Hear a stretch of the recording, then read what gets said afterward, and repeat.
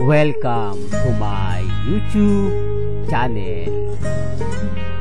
Kung bago ka lang sa channel na to at true-blooded Aldab Nation ka, tama po ang channel na pinuntahan mo. Kaya considering na po kitang bagong subscriber. At huwag mong kalimutan pindutin yung bell para lagi po kang updated sa bagong video na ilalabas ko. Salamat po sa iyong pag-click sa channel na to. Welcome back mga ka-Aldab. Ito na naman po ang inyong lingkod, si Mr. Destiny. At syempre magbibigay tayo ng pinakamagandang update po ngayon sa social media. Sa hindi inaasahan mga ka-Aldab, talagang nakita ko po yung mga komento po ninyo.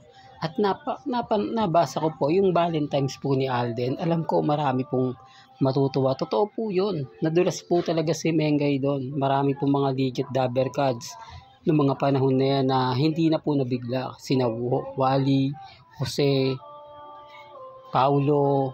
Hindi na po sila nabigla nung binanggit yun ni Alden. Bagkus kumbaga mapapansin nyo yung mga muka ng kasama ni Mengay na parang normal lang po. Di po ba? Isa rin po yan sa pinaglaban ko. Isa po yan sa marami pong nambas po sa akin. Kasi alam nyo kung bakit. Sinasabi daw po nila na nagbibiro lang si Maine. Kaya nga sinabi ko, hindi magbibiro si Maine ng ganyan. Kasi alam niya na may issue na nga po sa anak kina Alden Richards at sa kanya. At syempre dahil nga po sa issue nila ni Congressman Arjo ng mga panahon na yon, masyado nang sensitibo yung bagay na yan. Pero bakit nga po nasabi ni Mengay yan? Kanino nga po niya yan binibigay? Siyempre para po sa Aldab Nation. Kaya nga po masaya po ako kasi kahit papaano mas marami po kayong napapaalala sa akin. Mas marami po kayong naibibigay ng mga impormasyon na talaga naman pong masaya. Di po ba? Well, punta na tayo sa ating pinaka main topic. Busy ngayon si Alden Richards. Ramdam mo na talagang wala siyang ganap. Ramdam mo bawat update niya, bawat post niya sa social media talagang piling-pili. Di po ba? Tikom na tikom. Ito yung maganda kasi hindi siya sumasabay sa init at galit na mga Katden fans. Totoo to mga ka-Aldab. Kasi sa totoo lang po pwede niyang basagin si Christopher Min. Pwede niyang basagin yung mga ibang bumibitiw na sa Katden. Pero hindi niya po ginawa. Bagkus hinayaan niya lang kasi wala naman po talagang relasyon yung dalawa. Di po ba? At yung CMB International, di po ba? Yung mga nakikita nilang sa ABS-CBN daw yun, hindi po. For the record lang po, yung CMB Philippines, ano po yan, nagkaroon din ng pelikula ang ABS-CBN kasi nga po di po ba gumawa rin niya ng international. Yan po yung pinasok ni Alden. Kaya mas marami naiinggit ngayon kay Alden Richards. Maraming ganap ngayon si Alden Richards na hindi na po binabalita ng GMA Network. Gaya nga po sa 24 o sa Cebuana. Di po ba? Maraming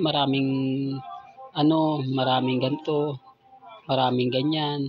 Kaya nga po hindi ako affected at never po akong nagpapa-apekto sa mga bagay-bagay na alam nyo naman po na hindi totoo. Alam nyo na kumbaga kampante lang, di po ba? Maging matatag lang.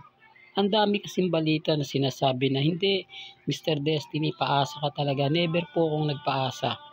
Never po tayong kumbaga pinaasa yung mga taong sa tingin po natin talagang guilty sa akin. Sa tingin po natin na talagang never po silang nagaganito, never po silang nagaganon.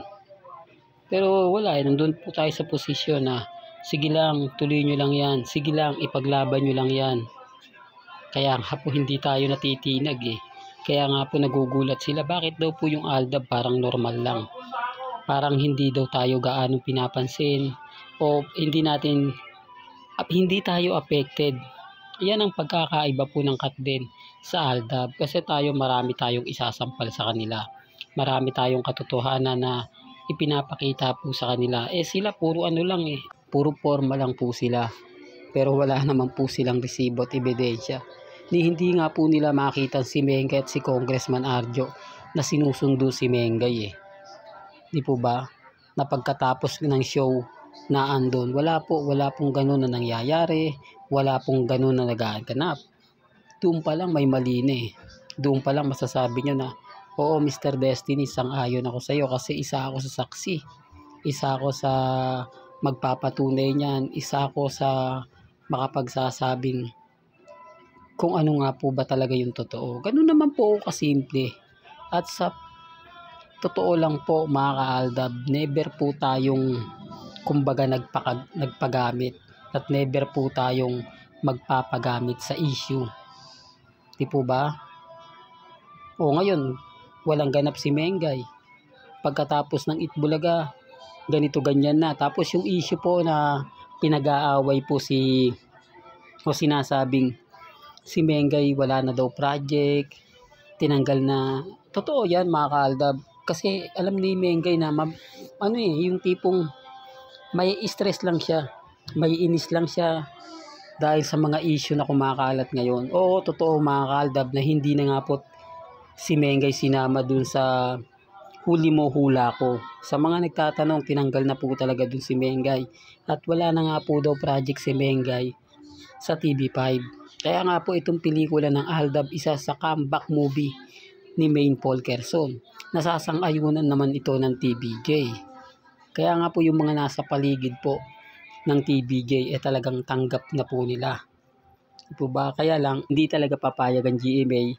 Yan ang sabi nila. Tignan na lang po natin.